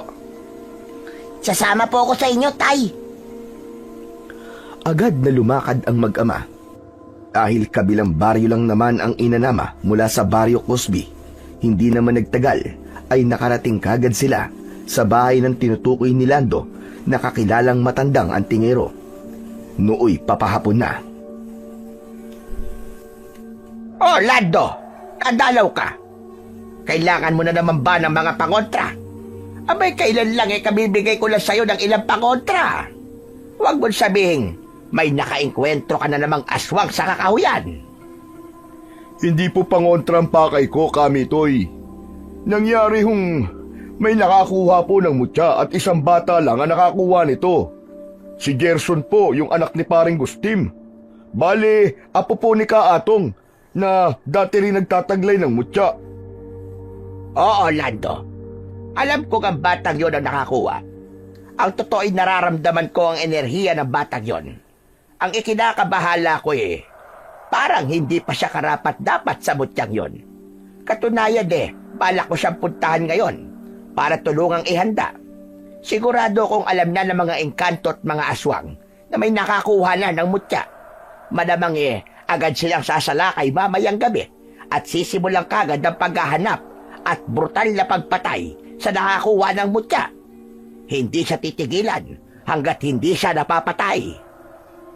Kung ganun po'y sumama na po kayo sa amin pabalik sa aming baryo, Kamitoy. Tignan nyo, magtatakip silim na po. Bilisan natin. O sige, tara na. Nararamdaman ko pa naman na mukhang itinapo nila ang mutya. Delikadong hindi ito hawak ng batang yon. Ano? Itinapon? Naku po, baka si kumpare may kagagawan nun, Kamitoy. Tara na magmadali. Baka kung ano na po nangyayari sa mag-amang yun. Pero sandaling natigilan si Mang Mitoy, patagong napangisi nang may maisip. Nako, teka pala, Lando. May nakalimutan akong importanteng orasyon na kailangan kong bigkasin sa silid. Iahanda ko rin ng ilang mga pangontra sakaling may makasalubog tayong aswang o engkanto sa daraanan natin. Magtatagal po ba yan? Hindi naman. Sandali lang. Kaya dyan lang muna kayo sa sala siya. Maghintay lang kayo saglit. Ngunit ang sinabi ni Mang Mitoy na sandali lang ay tumagal rin ng ilang minuto hanggang sa tuluyan ng magtakip silim. Naku, tay, inabot na po tayo ng gabi. Pero hindi pa rin po lumalabas si Mang Mitoy. Nag-aalalang pinasok na ni Lando ang silid-dasalan ni Mang Mitoy. Sakto naman pagbukas niya ng pinto, akmang lalabas na ang matanda. Biglang napawi ang nakakalokong pagngisi nito nang makaharap si Lando. Mang Mitoy, bakit naman po ang tagal-tagal nyo? Sige na, tara na. Sigurado kung sumasalakay na ang mga aswang sa baryo nyo. Heto, magdala kayo ng mga pangontra at mga sandata. Inanggap ng mag-ama ang mga inabot ni Mang Mitoy. Ang mga sandata nila'y tig-isang buntot pagi at matalas na itak. Si Empoy nooy medyo natitigilang napapaisip. Napansin kasi niya ang kaninang nakakalokong pagngisi ng matanda. Nasa mga mata niya ang pagdududa. Teka po, sigurado po kayong tutulungan niyo po si Gerson sa kanyang mutya? Sa tanong na yun ni Empoy, ay sinamaan siya ng tingin ng matanda na lingid kay Lando. Bigla rin itong iniba ang ekspresyon ng muka nang biglang mapatuon dito ang nagtatanong na mga mata ni Lando. Ha? Oo naman, iho. Wala ka bang tiwala sa kakayahan ko? Isa kong hindi basta-bastang antingero. Di kalibre, ika nga. Marami na akong napatay na mga aswang. Doon na ka sa akin. Pwede ko namang bawiin yung mga hawak nyo. Nataranta si Lando sa naging sagot ng matanda. Siniko niya ang kanyang anak. Ako kay Mito Kan Mitoy, pagpasensyahan niyo na po ang anak ko. Ganyan lang ho talaga siya, mapagduda. Palibasa po bata pa at marami pa pong hindi alam tungkol po sa inyo. Isipin na lang po ninyo na nag-aalala rin siya para sa kaibigan niya si Gerson. Kaya biglaan po kung magtanong. Ganun ba? Pwes, binibiro ko lang naman ang anak mo, Lando. Alam ko namang ignorante pa siya. Kaya lang hindi magandang manatili siyang walang alam. Dahil ang kamangmangan, madalas, ay umaakay sa kapahamakan. Hayaan niyo ho at tuturuan ko po ng leksyon ng batang yan. Siya na po, tara na. Kinakabahan na rin po ako at naiwan po namin mag-isang asawa ko sa bahay. Baka salakayin po ng mga aswang ay walang magtatanggol sa kanya. Isa pa baka kung ano na rin po nangyari kina Paring Gustim. Kayo talaga ang inaasahan naming tulong At tangu-tangong sumunod si Mang Mitoy, pero hindi napansin ni Lando at Empoy na may kakaibang kinang sa mga mata nito. Kasunod nito'y nagmadali na silang pumaroon sa Baryo Cosby. Ang dinatnan nila'y malawakang kaguluhan. Nagsisigawan ng mga tao dahil sa pagsalakay ng mababangis na mga aswang na kulay pula ang kutis. Katakot-takot ang paraan nila ng pag-atungal at pagsingasing. Bawat maabutan ng mga ito sa daan ay pinagtutulungang lapain. Talagang dumanak ang dugo sa Baryo Cosby. Mga aswang! Tay! Nakakatakot po sila! Iyan damang buntot pagi, anak. Iampas mo lang sa mga aswang na yan kapag binalingan nila tayo. Huwag kang matakot sa kanila. Magtutulungan tayo, anak. Makakaligtas tayo dito. Lando! Empoy! Huwag niyong kalimutan ang mga binigay kong pangontrang langis. Kada aswang na matatamaan nyo ay sabuyan nyo kagad ng kanilang mga sugat nang humina sila at layuan kayo! Tumangu-tangu naman si Lando, pero sa halip ay mabilis niyang kinuha ang buntot pagi ng anak at mabilis na pinaliguan ng pangontrang langis. Ganon din ang ginawa niya sa kanyang buntot pagi. Heto, anak, para hindi tayo ganong mahirapan. Siguro kada matamaan yan ay manghihina ka agad. Ayos ang naisip mo, Lando. Paano? Tara na sumugod papunta kina Gerson. O kaya sabihan mo na lang ako kung saan banda ang kanila. At kayo naman ay iligtas nyo muna ang asawa mo. Umayag naman si Lando roon, pero bago sila maghiwalay ay may ibinigay pa sa kanila ang matanda. Teka, bago kayo umalis. Isuot nyo muna ang mga medalyong ito bilang dagdag proteksyon para lalo matakot sa inyo mga aswang. Wag niyong huhubarin yan o hahayaang matanggal sa inyo ng mga aswang. Tuluyan na silang naghiwalay matapos maituro ni Lando ang direksyon papunta kina Gerson. Siyempre, ay lihim na tuwan-tuwa ang matanda habang papalayo ito'y may ibinubulong pa sa kasabay nito ay may itim na pulbos itong isinaboy sa hangin. Ang naging epekto nun, nagmistula itong hangin sa paningin ng mga aswang, kung kaya walang anuman itong naglalakad sa gitna ng mga kaguluhan. Ito na ang pagkakataon ko. Sa wakas sa isang butya ang tiyak na mapapasakabay ko. At yung mag-amang yon, tignan na lang natin kung matatakasan niyo ang epekto ng peke kong mga medalyon. Oo, antingero ko, pero marunong din ako ng kapangyarihang itim. Ang unang pinuntirya ni Kamitoy ay ang kinaroroonan ng batong mutyang itinapon ni Gustim. Naroon lang ito sa talahiban, kumikinang-kinang at tila naghihintay ng makakapulot nito. Gamit ang kanyang itim na kapangyarihan ay nararamdaman ni Mang Mitoy kung saan banda ito matatagpuan. Aha! Kung siniswerte ka nga naman. Heto't libreng-libre mo lang makukuha ang batong mutya.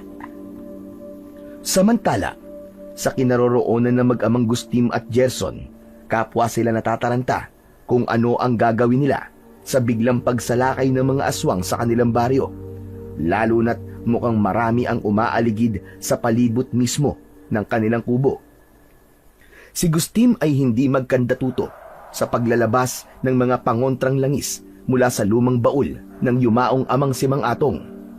Naglabas na rin siya ng mga buntot pagi at latigong ibinabad sa langis ng bawang at nyog. Si Gerson naman ay hindi mapakali, hindi malaman kung ano ang gagawin, kung lalabas para hanapin ng batong mutya o maghihintay na lang ng kung ano ang susunod na mangyayari. Gerson anak, ito ang mga pangontrang langis ng lolo Atong mo. Pahiran mo ang buong katawan mo para iwasan kang lapitan ng mga aswang. Ito pa ang latigo at buntot pagi. Tig-isa sa mga kamay mo. Kapag sinugod ka ng aswang, ay huwag kang matatakot na kalabanin sila. Iampas mo sa kanila ang mga ito ng malakas.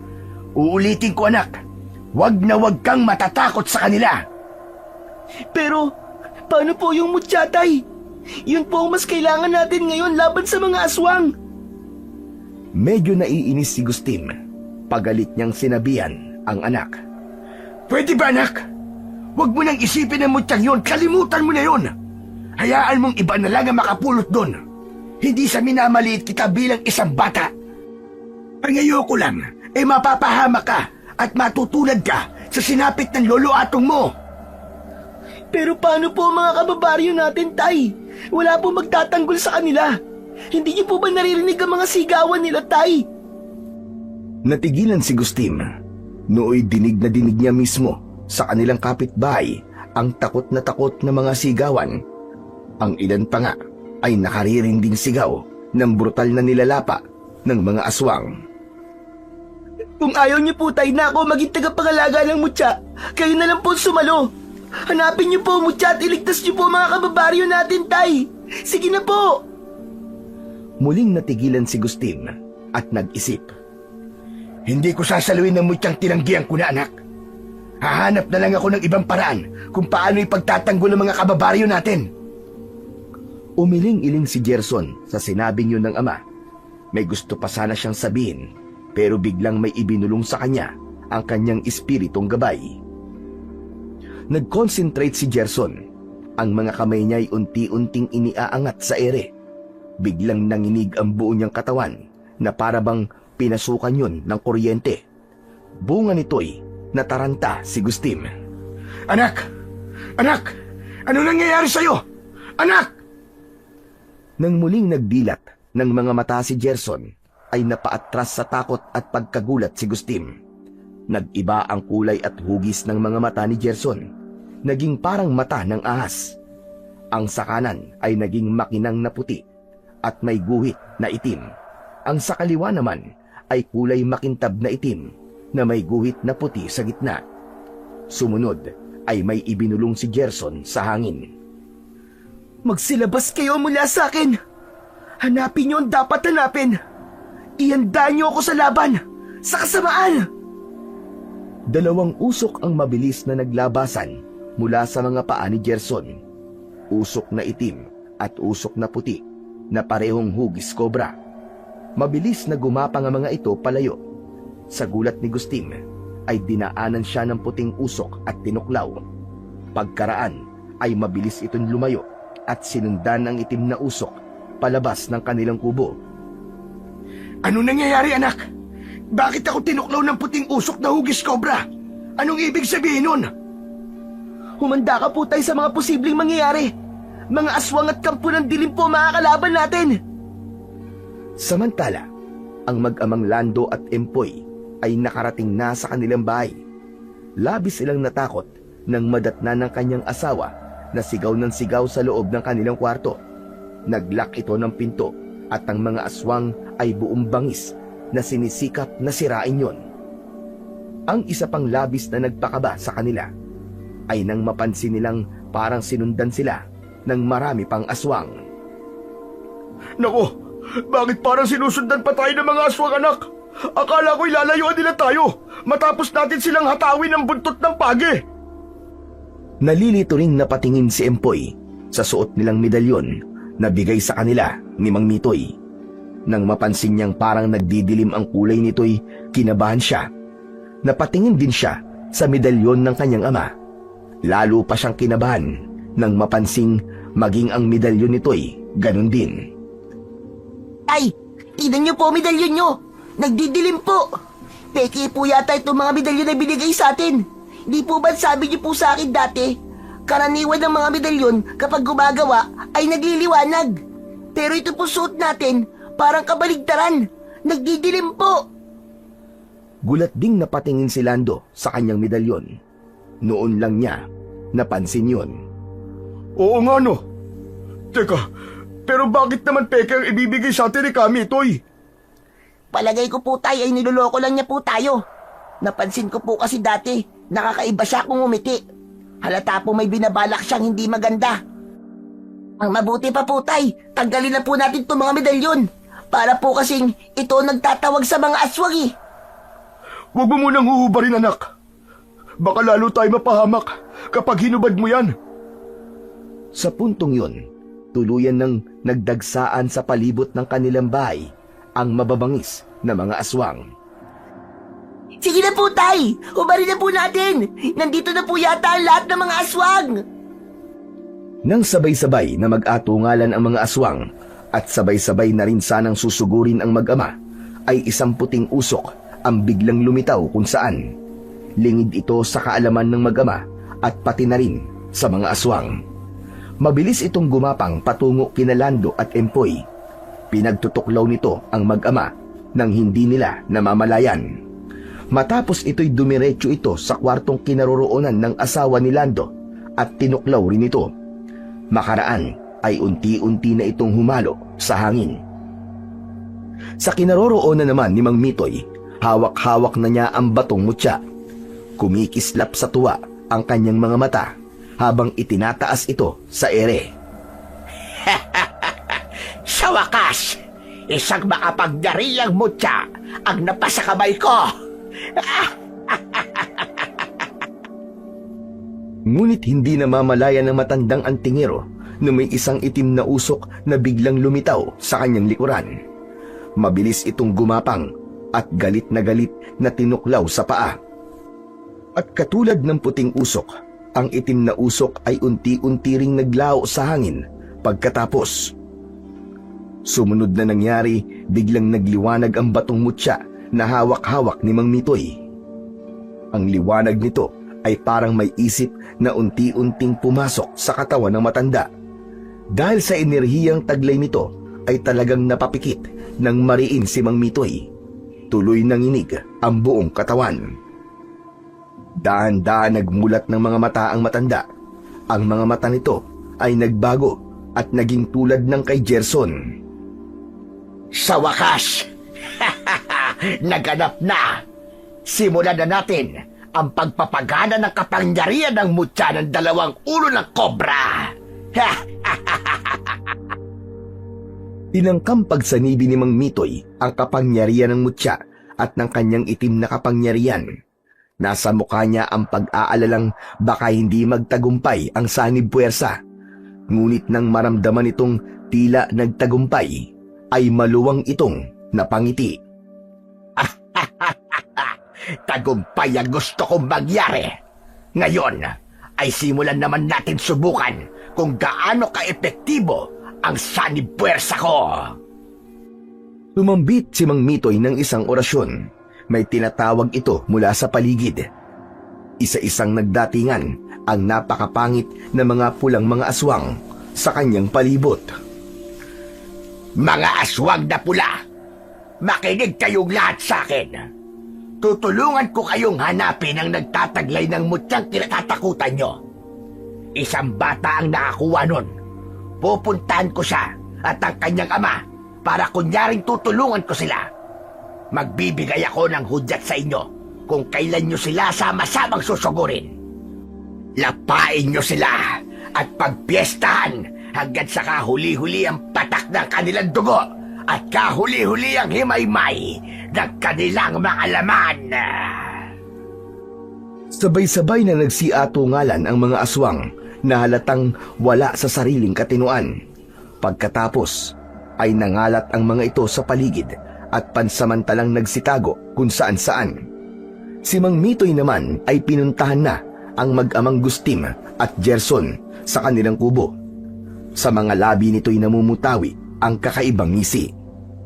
Sina Gustim at Gerson naman, matapos nagtatakang magkatinginan dahil sa biglang parang nag-alisa ng mga aswang sa paligid, ay gulat na gulat nang biglang pumasok sa kanilang bahay si Mang Mitoy. Teka, sino kayo? Anong ginagawa niyo rito? Huwag kang matakot. Ako nga pala si Kamitoy, isang dakilang antingero. Naparito ako para tulungan kayo. Alam kong ang anak mo nakakuha ng mutya ng 2 ulo na kobra. At siya nga pala, ako ang nagtaboy sa mga aswang sa paligid. Pero, paano niyo nalaman na ang anak ko nakakuha ng mutya? Dahil naramdaman ko sa kanya ang enerhiya ng mutya. Pasalamat kayo at ako ang unang pumarito ngayon para itaboy ang mga aswang. Alam niyo bang, may isang nakikipagkasundo sa mga aswang para ipahamak kayo. Kung sila nauna rito, malamang katapusan niyo ng mag-ama. Teka, sinong tinutukoy mo? Walang iba, kundi ang matalik mong kaibigan, si Lando, pati na ang kanyang anak na si Empoy, at ang kanyang asawa. Nagkatinginan sina Gustim at Gerson sa sinabi ng matanda, pero sa halip na pagdudahan yun, ay parang sumang-ayon pa sila. Tama po kayo. Noon pa po'y nararamdaman ko pong hindi po totoong ipinapakita sa amin ni Tito Lando.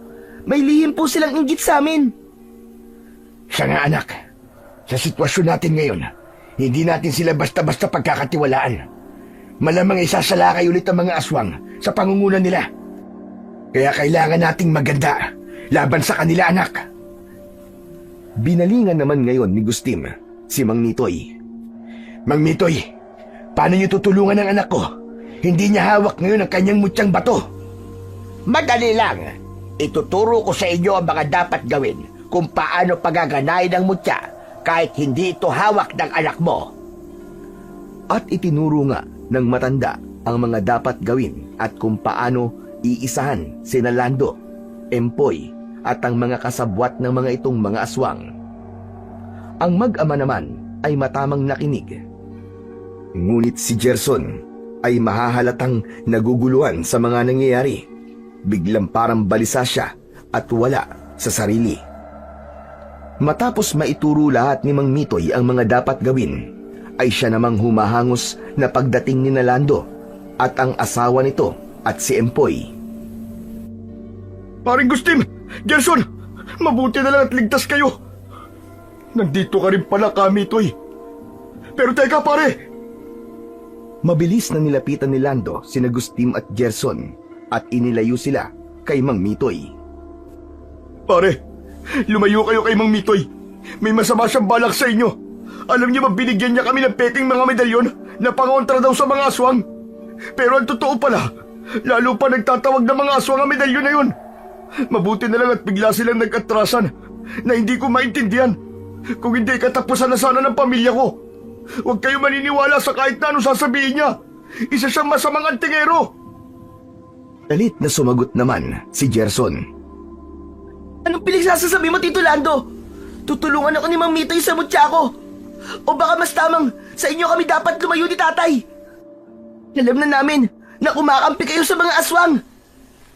Tama ang anak ko. Nandito lang kayo para lituhin kami at para mapatay niyo kami. Mga traidor kayo. Bigla ay naguluhan si Lando sa mga pinagsasasabi ni Gustim at Gerson. Hindi pare, nagkakamali ka. Bakit ba bigla kayong ganyan sa amin ng anak ko? Alam mong tapat akong kaibigan sa'yo, pare. Kahit kailan, hindi ko kayo magagawang pagtaksilan. Nandito kami para... Natigilan si Lando nang may pumasok sa kanyang isip. Napayugyug pa siya ng ulo nang parang nag-iba ang tingin sa pagitan ni Mang Mitoy at Gerson. Maging sina Empoy, Gusting at ang asawa ni Lando ay bigla ring napapailing. Hindi makapaniwala sa nangyayari sa kanilang paningin. Makaraan ay sabay-sabay silang napatango. Si Gerson naman ay parang lalong naguluhan sa mga nangyayari. Para bang pati sa kanyang sarili ay hindi na siya makapaniwala. Ang sandaling yun ng mga kalituhan ay sinamantala ni Mang Mitoy. May isinenyas ito sa ere. Umugong ang sabay-sabay na pag-atungal at pagsingasing ng mga aswang na nagsilabasang muli mula sa kanilang pinagtataguan. Nanang ko po! Ano yun? Nakakatakot naman! Tay, mukhang naglabasan na naman po ang mga aswang! Nalintikan na! Paring Gustim, Gerson, humanda kayo! Gerson anak, ihanda mo ang kapangyarihan ng iyong mutya.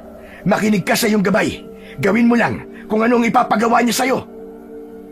Ngunit si Gerson ng pagkakataong yun ay sinapian ng maraming pag-aalinlangan sa sariling kakayahan.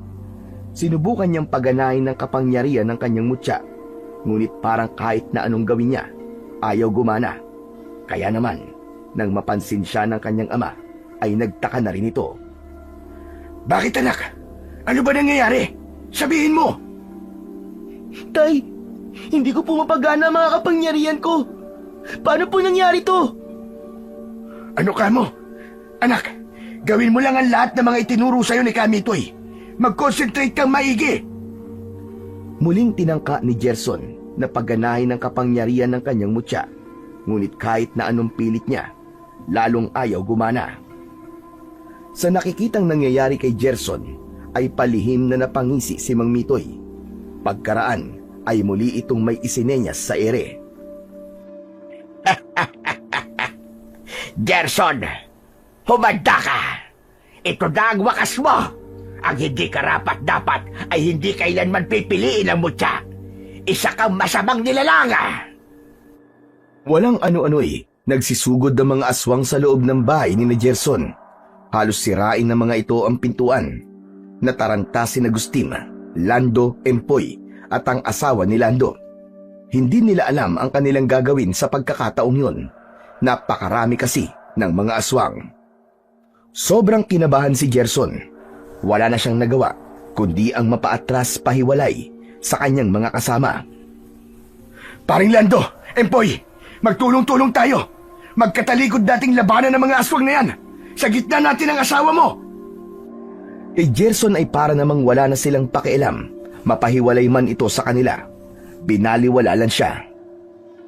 Sinikap kalabanin ni Agustin, Lando at Empoy ang pagkakabangis ng mga aswang gamit ang mga buntot pagi at latigo.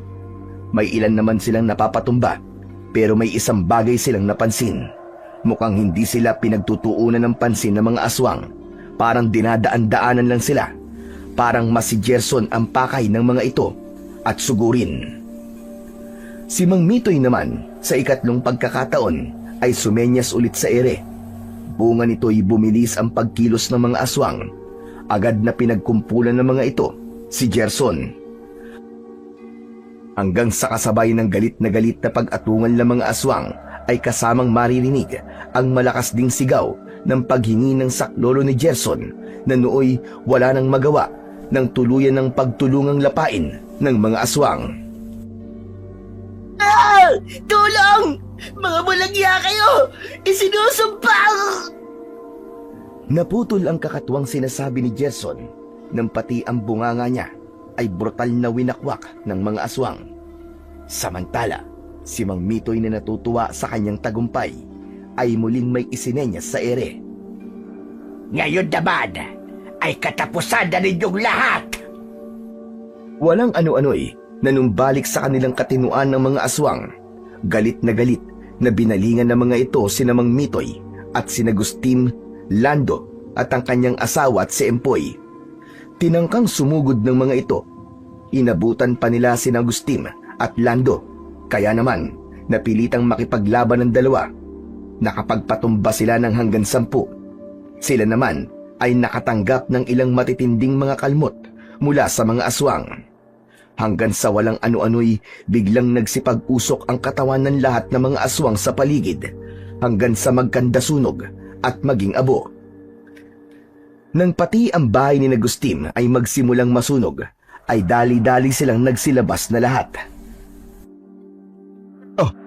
Ano nangyari? Bakit bigla na lang sila nagsiusok at nasunog? Nang mapatingin si Lando sa gawi ni Mang Mitoy, ay parang nakuha na nito kung bakit nagkaganon. Oo nga pala. Nakalimutan ko. Ang galing! Tapos na po ba, Tay? Naubos na po ba mga aswang? Mukhang oo, anak. Ganong kalakas ang kapangyarihan ng mutya ni Gerson. Si Gustim naman ay walang masabi ng pagkakataong yun, habang manghang-manghang napapatitig kay Mang Mitoy na noon ay may sinisenyas na naman sa ere. Ang sumunod na nangyari, naglabasan ang mga puting usok mula sa mga paa ni Agustin, Lando at ng kanyang asawa at kay Empoy. Ganon din naman ang itim na usok ay lumabas mula sa paanan ng nasusunog at gutay-gutay na katawan ni Gerson. Ang mga usok na yon ay parang may buhay. Sabay-sabay na pumasok sa mutyang batong sa wakas ay inilabas na ni Mang Mitoy. Si Mang Mitoy naman ay unti-unting nagbago ng anyo. Katunayan, ang totoo niyang anyo ang nakikita ni Agustin, Lando at Empoy. Inasahan niya ang totoong si Mang Mitoy na napunta naman sa anyo ni Gerson. Nagsilapit si Agustin, Lando, Empoy at asawa ni Lando kay Gerson. Nako, paring Gustim, mabuti na lang at tinanggap ni Gerson ang mutya. Paano na lang kung hindi niya tinanggap? Malamang, talo tayo sa labang to. Malamang pare, pero hindi rin siguro. Makakahanap pa rin talaga ng paraan ng mutya. Ngayon ko lang ito napatunayan sa anak ko. Noon kay Itay ay sadyang nadali lang siya ng katusuhan ng mga aswang. Kapag kuwan ay binalingan ni Gustim ang anak. Walang Diyo. Mahusay ang ginawa mo, anak. Ipinagmamalaki kong anak kita. Pero matanong lang kita, anak. Paanong ganun mo lang kadaling natalo ang mga aswang at si Kamitoy na isa palang traidor at mapagkunwari? Nakangiting sumagot sa kanya si Gerson. Teka po muna. Wag po ako ang hangaan nyo, na parang ako po ang lahat ang gumawa. Ang mutya po ng 2 ulo ng kobra ang hangaan nyo. Sa tulong na rin po pala ng espiritong gabay na nasa loob po ng katawan ko. Pumasok po ang itim na usok kay Kamitoy. Inalam nito ang lahat ng nasa isip niya at ginamit laban po sa kanya. May taglay din po pala siyang kapangyarihang itim, pati po yun ang inagaw sa kanya. Kaya hindi na po niya mapagana kanina. At yun po mismo ang ginamit din ng mutya ko. Hayun, madali ko lang po siyang natalo. Ang galing! Sobrang nakakabilib, Gerson. Sana ako rin magkaroon din ng mutya na tulad ng sayo. Magkakaroon ka rin, anak. Basta tutularan mo ang katangian ni Gerson. Palagay ko may nakita sa kanyang magaganda at importanteng mga katangian, kaya napili siya. Hayaan niyo po, Tay. Magpapakatapang din po ako at hindi na matatakot sa mga aswang. Saka, pwede naman po ako magpaturo kay Gerson eh. Di ba, Gerson? Best friend tayong dalawa, tuturuan mo ako? Aba, walang problema ron, Empoy. Maganda kung tayong dalawa ay may taglay na mutya. Kaya, tutulungan talaga kita. Sinabi mo yan ha. Tatandaan ko yan, wala nang bawian. Sina Itay, sina Inay, at Tito Gustim ang mga saksi natin. Ginulo ni Lando ang buhok ni Empoy, pero maya-maya bigla siyang nalungkot at napayuko na para bang may kasalanang nagawa. Napansin naman ito ni Gustim. O pare, bakit bigla ka nalungkot dyan? Anong dahilan? Naisip ko lang kasi pare, si Kamitoy. Dapat sana hindi ko na siya tinawag para tulungan kay ni Gerson. Kung nagkataon pa lang hindi naging tagumpay ang ginawa ni Gerson kasalanan ko. Nagdala ko ng posibleng ikakapahamak nyo. Inakbayan ni Gustim si Lando na kanyang kaibigan. Naku pare, wala kang kasalanan. Alam kong iniisip mo lang kung ano makakatulong sa amin ni Gerson. Sadyang tuso lang talaga si Kamitoy. Yung kanina naman na parang umayon kami ni Gerson sa paninira sa inyo ni Kamitoy, palabas lang namin yun. Minsan ay kailangan nating tapatan ng katusuan ng iba para hindi tayo madehado sa huli. Isa pa, subok ko na noon pa ang katapatan mo sa amin. Kaya nang pagbintangan ka ni Kamitoy ay hindi talaga ako naniwala. Kaya sana pare, huwag mong damdamin yun ha. Nagkakaintindihan ba tayo pare? Napangiti si Lando. Napaakbay na rin siya sa kanyang kaibigan. Salamat talaga pare. At ayos pa rin ang samahan natin. Akala ko tuluyan na magkakalamat eh. Ano ka ba paring Lando? Hinding-hindi yun mangyayari. Malaki ang pagpapahalaga ko sa maganda nating samahan. Noon at magpakailanman. Matapos ang pag-uusap na yon ng magkumpare, walang ano-ano'y napasigaw si Empoy.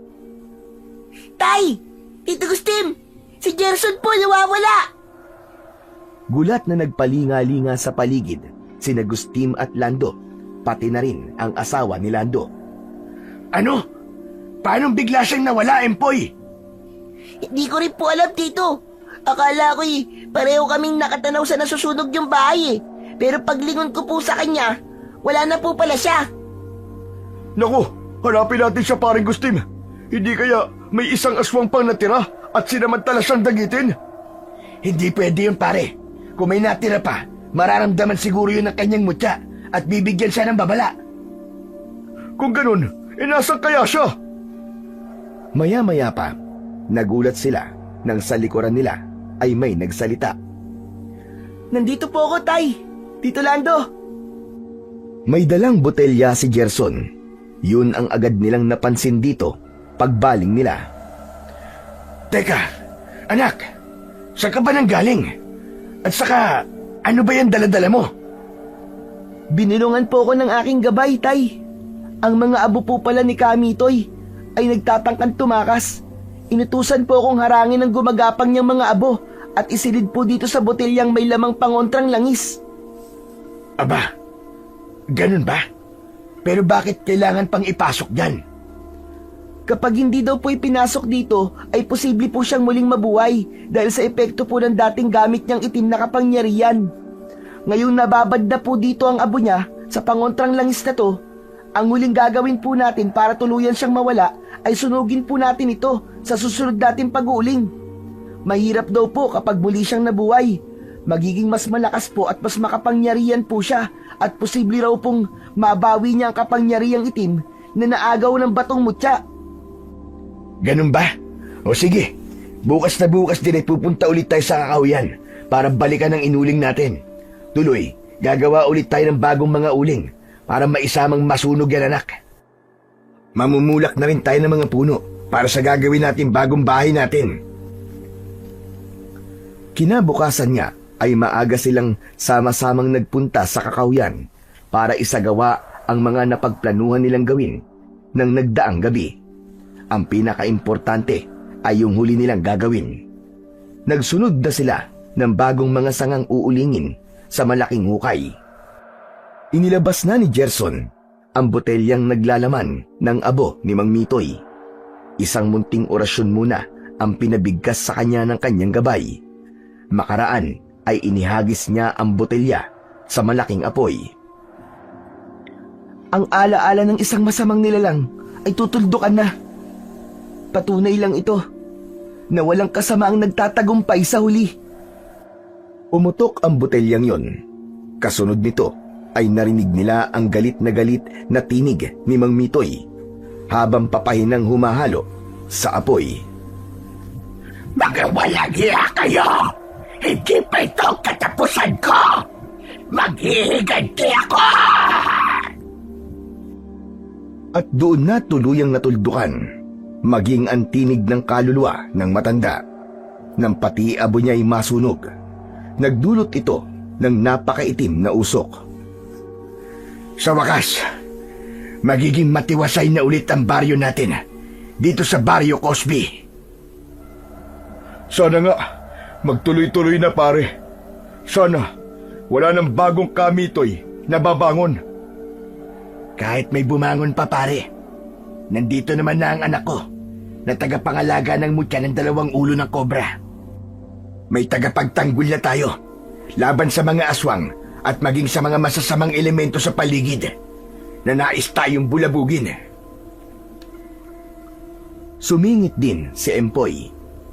Sa kabalang araw po, ay magiging 2 na po ang may mutya rito sa atin. Ako po ang susunod sa yapak ni Gerson. Di ba, Gerson? Ha? Oo, Ipoy. Ikaw nga susunod.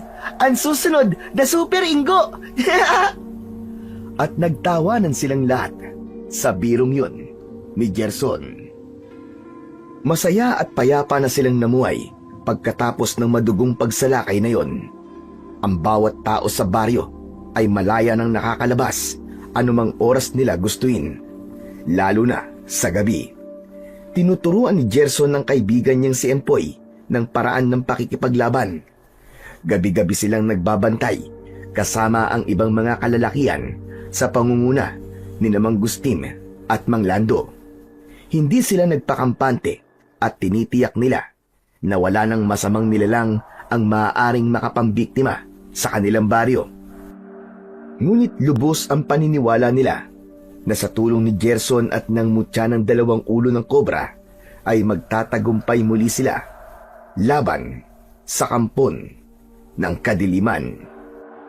At higit sa lahat, alam nila na pinoproteksyonan sila ng kanilang pananampalataya sa Diyos na pinakamakapangyarihan sa lahat.